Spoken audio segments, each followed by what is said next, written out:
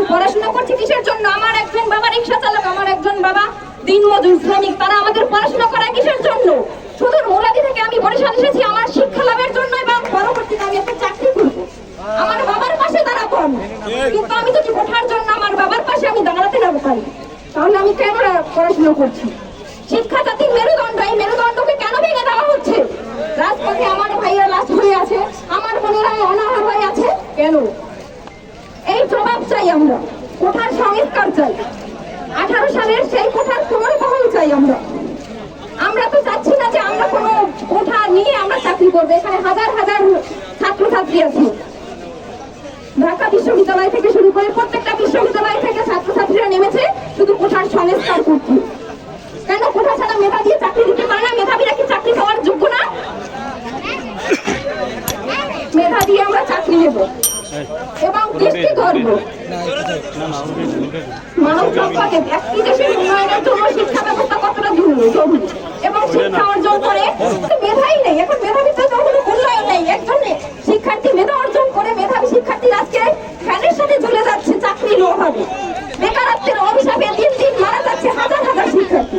তাদের দায়ভার কে নেবে? তাদের পরিবারকে কে দেখবে? আমরা রাজপথ করবো না, আমরা এই রাজপথ ছাড়বো না। আমাদের অধিকার আদায় না হওয়া পর্যন্ত আমরা রাজপথ ছাড়বো না। আমাদের মুক্তিযুদ্ধের সার্টিফিকেট নাই, আমাদের পোষ্য কোনো কোঠা নেই, কিন্তু আমাদের মেধা আছে। মেধার যদি মূল্যায়ন না করা হয় আমরা রাজপথ ছাড়বো। প্রত্যেকটা ছাত্রছাত্রী আমরা যাবো, শত শত ছাত্রছাত্রী থাকা সত্ত্বেও এখানে কেন অল্প ছাত্রছাত্রী? সবাইকে আসতে হবে, সবাইকে আন্দোলনে যোগদান করতে হবে। প্রতিবন্ধীদের জন্য শুধু কোঠা থাকবে, আর কোনো কোঠা চাই না আমরা। আমাদের নারী কোঠা চাই না, দরকার নেই আমাদের নারী কোঠার নামে। নারী কোঠা দিয়ে আপনারা অ্যাপ্লাই করেন। আমি সেনাবাহিনীতে অ্যাপ্লাই করেছিলাম, আমি জানি যে সেখানে যোগ্যতার ভিত্তিতে চাকরি দেওয়া হয়। আমার সবকিছু ঠিক থাকার পরেও আমাকে চাকরি দেওয়া হয়নি। কেন?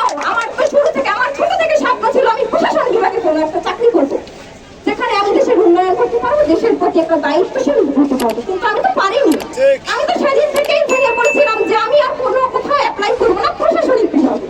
আমি আর অ্যাপ্লাই করিনি, পুলিশে অ্যাপ্লাই করিনি, বিজিবিতে অ্যাপ্লাই করি, কারণ আমি জানি তো ওখানে নেবে আমাদের। আমরা যত কাগজপত্র রেডি করবো, আমরা এখান থেকে যাবো, আমার পরিবার সহ যাবো, কোনো লাভ নেই, ওখানে চাকরি হবে না আমাদের। ওখানে কোঠাদারিরা আছে, পোষকটা আছে, ওখানে টাকার বিনিময়ে চাকরি হবে। মন্ত্রী শেখ হাসিনা, আপনি তো বলেছেন, আপনাকে আমি সম্মানের সাথে বলতে চাই, আপনি তো বলেছেন আপনি ছাত্র জনতার মা, আপনি শিক্ষার্থীদের মা। আপনি যদি শিক্ষার্থীদের মা হন, আপনি যদি ছাত্র জনতার মা হন, আপনি যদি সাধারণ জনতার মা হন, আমরা তো সাধারণ আমজনতার সন্তান।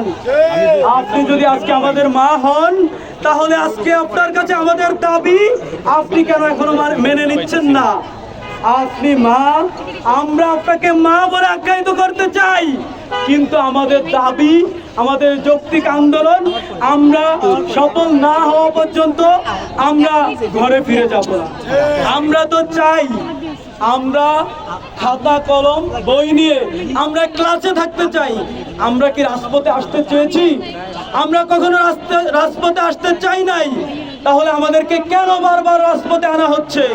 আপনি জানেন 52-র ইতিহাস, আপনি জানেন 52-র ইতিহাস ছাত্র জনতার ইতিহাস, আপনি জানেন 69-এর ইতিহাস ছাত্র জনতার ইতিহাস, আপনি জানেন 71-এর রক্তক্ষয়ী সেই সংগ্রামের ইতিহাস ছাত্র জনতার ইতিহাস, আপনি জানেন 2018 সালের ইতিহাস এই ছাত্র জনতার ইতিহাস। আমরা এই দেশকে যেমন বুকের তাজা রক্ত দিয়ে এই দেশকে স্বাধীন করতে পেরেছি, আমরা আজকে এই বুক চেতিয়ে দিয়ে, বুকে গুলি দিয়ে আমরা আজকে আমাদের এই অধিকার আন্দোলন করে ছাড়বো। আমরা আজকে আমাদের বুকে রক্তের বিনিময় হলেও আমরা আমাদের দাবি আদায় করে ছাড়বো। ঠিক আছে কিনা শিক্ষার্থী বন্ধুগণ? আজকে আমরা ঘরে ফিরবো না।